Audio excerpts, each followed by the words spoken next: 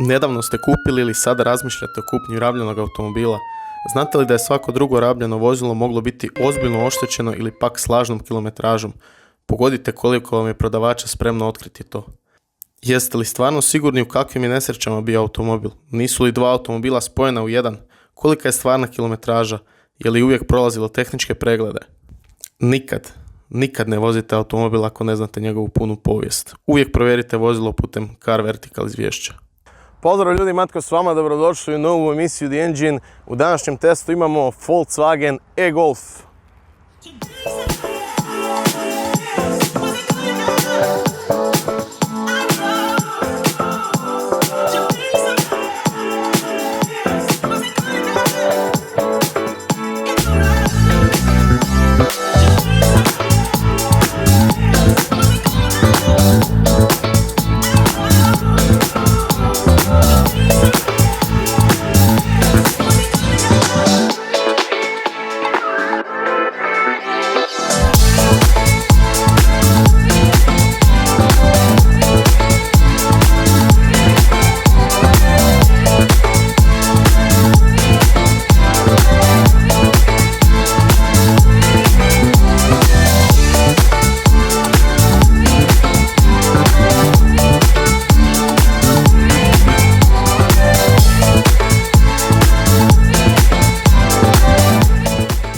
Na današnjem testu imamo Volkswagen e-Golf prve serije. Kad kažem prve serije, onda mislim na Golfa 7 električnog iz 2015. godine, ali prije onog nekakvog, da kažemo, redizajna 2015.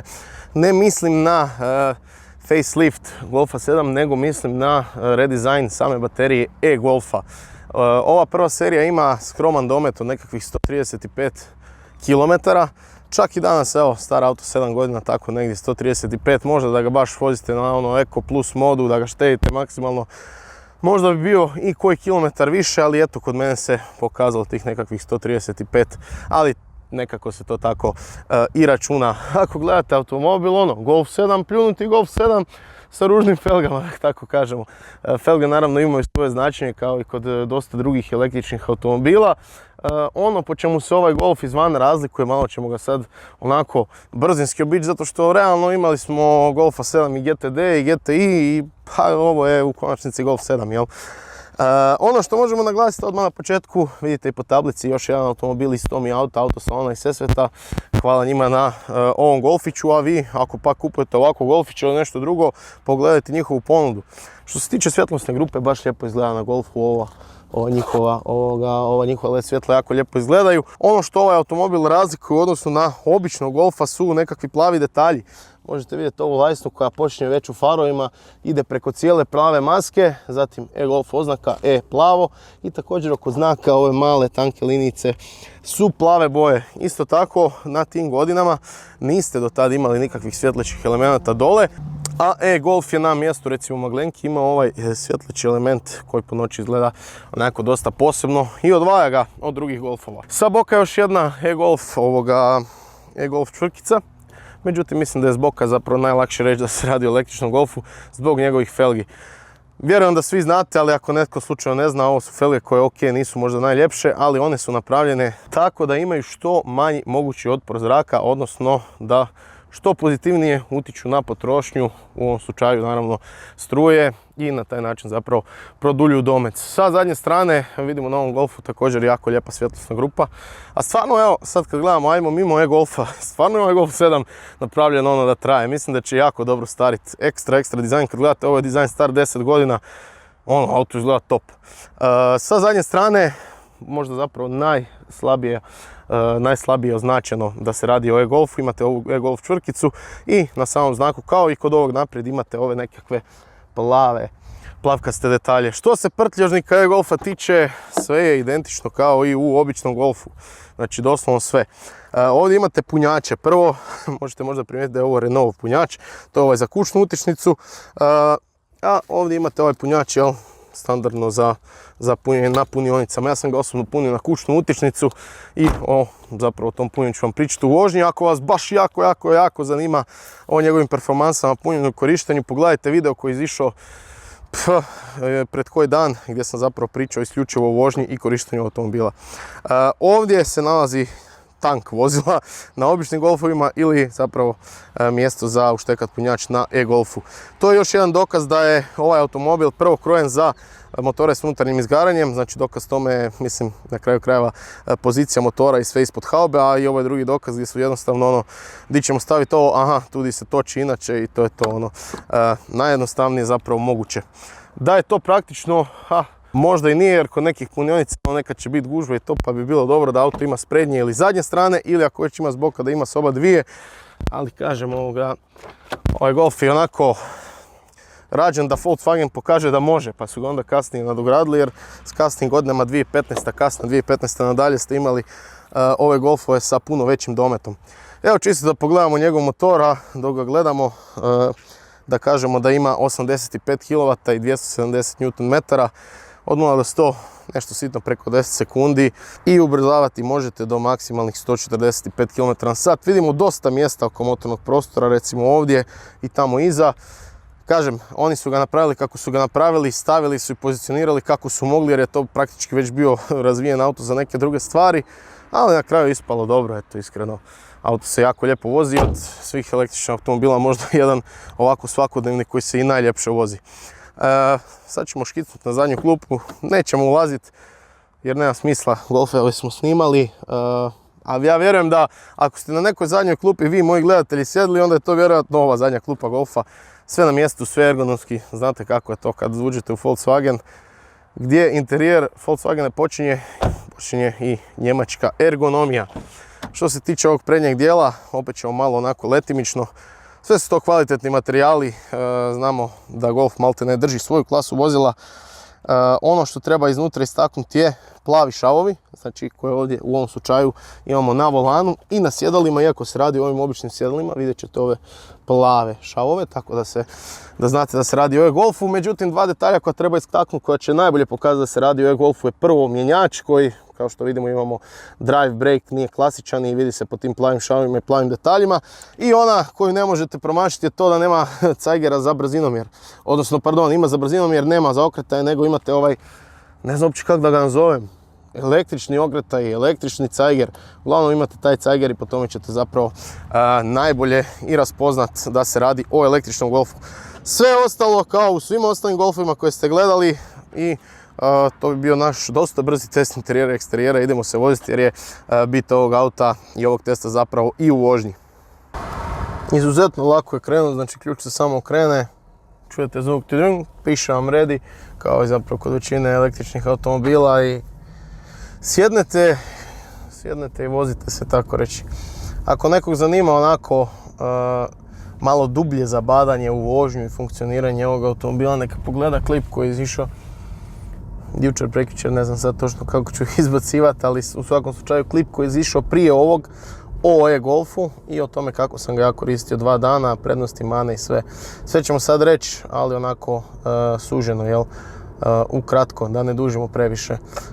Vožnja ovog automobila je super i zapravo tek kad sam sad sjeo u električnog Golfa, tek sam sad shvatio koliko dobru izolaciju zvuka ima Volkswagen Golf. Znači baš onako mirno, tišina je nekakva. Od svih električnih automobila najprirodniji osjećaj je upravo u ovom Golfu kojeg sad vozim. Zašto? Zato što sam mimo tog Golfa vozio, sad više ni ne znam, vozio sam ono Teslu, e-trona ovog RS. To su sve automobili koji su ono rađeni da budu električni, to su električni automobili iz korijena, kažem, ovdje je ipak na šasiju običnog Golfa, da tako kažemo, zapravo stavljen ono električni motor i piči, vozi, idemo, to je to, evo ga električni Golf. Tako da zbog svega toga je puno prirodniji nekako osjećaj ovog automobila. Možda je to i psihi djelomično zato što ono, sjednem i vozim Golfa, vidim njegov volan, njegova armatura, sve od Golfa, tako da možda je dobar dio toga igra i psihe, ali u svakom slučaju psiha, ne psiha, izuzetno ugodan za vozit.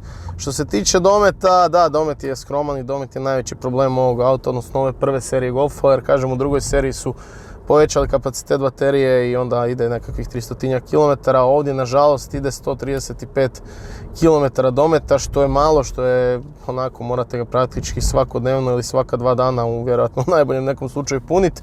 Iako postoje ljudi koji se voze dosta malo, možda rade 100 km tjedno, tako da njima bi bio, na kraju krajeva, njima bi bio totalno funkcionalan. Pozitivna stvar i najpozitivnija stvar ovog auta je ljudi da on preračuna tu struju kad struju koju je potrebno napuniti bateriju preračunate u novce, ta računica ispadne 5 kuna na 100 km za ovaj automobil, što bi bilo manje od eura, odnosno nekakvih 70 centi.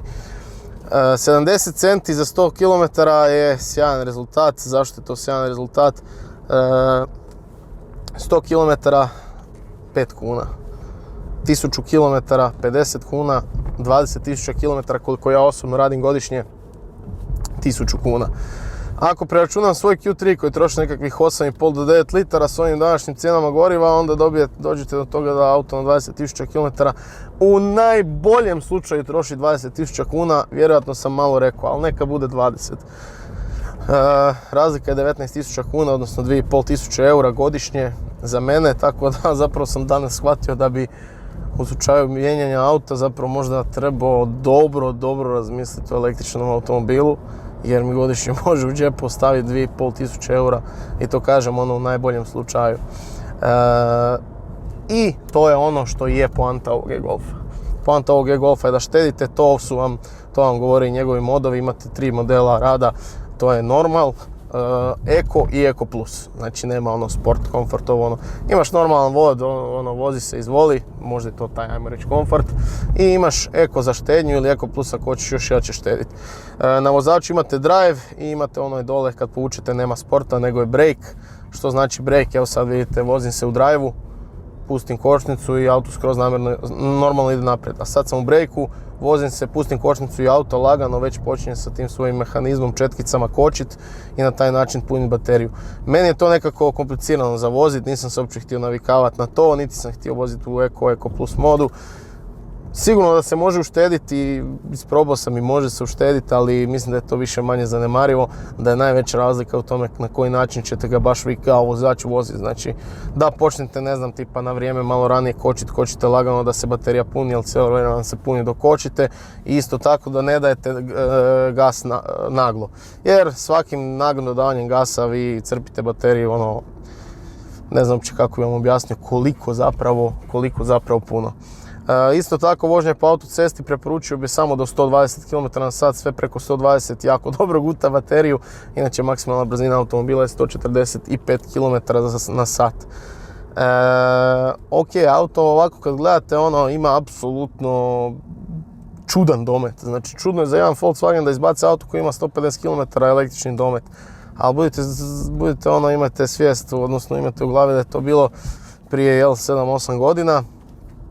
I da se od tada mnogo toga promijenilo, kasnije su oni, kažem, na tom redizajnu, ajmo reći redizajnu baterije, već napravili auto sa puno većim dometom.